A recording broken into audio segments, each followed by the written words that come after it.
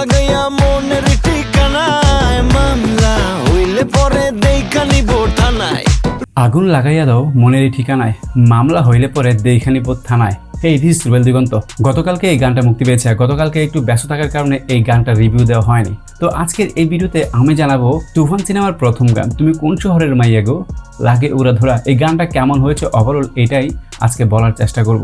দেখেন প্রথমে বলছি এই গানের কোরিওগ্রাফার হচ্ছে আদিল শেখ। আর আদিল শেখের কোরিওগ্রাফি নিয়ে নতুন করে বলার কিছু নেই।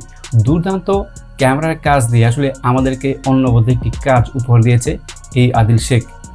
বলতে গেলে আসলে মিমি চক্রবর্তীর সাথে শাকিব খান, আসলে এই ব্যাপারটাকে আসলে অনেকে পর্দায় কেমন লাগে এটা দেখার জন্য অনেক দিন ধরে অপেক্ষায় ছিল। আমার মনে হয় তুফান সিনেমার তুমি কোন শহরে মাইয়া গো লাগে ওরা ধরা এই গানটার মাধ্যমে দর্শকদের সেই আশা পূরণ হয়েছে। এই গানটা আসলে আমার মনে হয় দর্শক শ্রোতাদের কাছে আসলে দারুণভাবে সাড়া ফেলবে।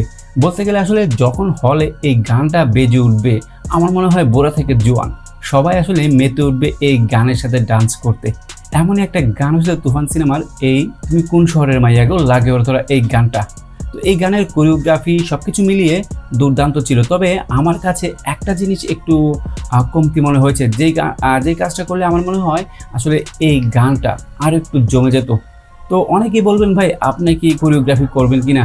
দেখেন ভাই আমি অ্যাজ এ অডিয়েন্স হিসেবে যা দেখলাম তাতে আমার যেটা মনে হয়েছে সেটাই আজকে আমি আপনাদের সাথে শেয়ার করব। দেখেন এই গানটাতে ব্যাক ডান্সারদের কিন্তু অভাব ছিল না, কিন্তু 16 আনা গানটাতে আসলে যে লেভেলে আসলে ব্যাক ডান্সারদেরকে ইউজ করা হয়েছে আমার মনে হয় কেন জানি আসলে এই গানটাতে তেমন একটা ইউজ করা হয়নি। যদি ওই লেভেলে ইউজ করা হতো তাহলে এই গানটা জমে ক্ষীর হয়ে যেত। ওভারঅল সব কিছু মিলিয়ে আমি এটাই বলবো দুর্দান্ত একটা গান ছিল। আর যারা ভাই চিল্লাচিল্লি করেছিলেন যে গানটা নকল কপি করা তারা মনে হয় এবার এই গানটা মুক্তি পাওয়ার পর গর্তে গিয়ে লুকিয়েছে। ওভারঅল এটাই বলার, তাদের জন্য আর কিছু নেই। সবশেষে যার কথা বলতে হয় প্রীতম হাসান। তো এই গানটার কম্পোজিশন ছিল দুর্দান্ত। প্রীতম হাসানকেও খুব এনার্জেটিক লেগেছে আমার কাছে এই গানের মধ্যে।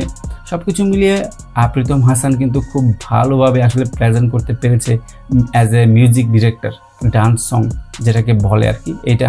তো আপনাদের কাছে কেমন লেগেছে এই গানটা? অ্যাভারেজ, সুপারহিট নাকি সবচেয়ে ধামাকাদার?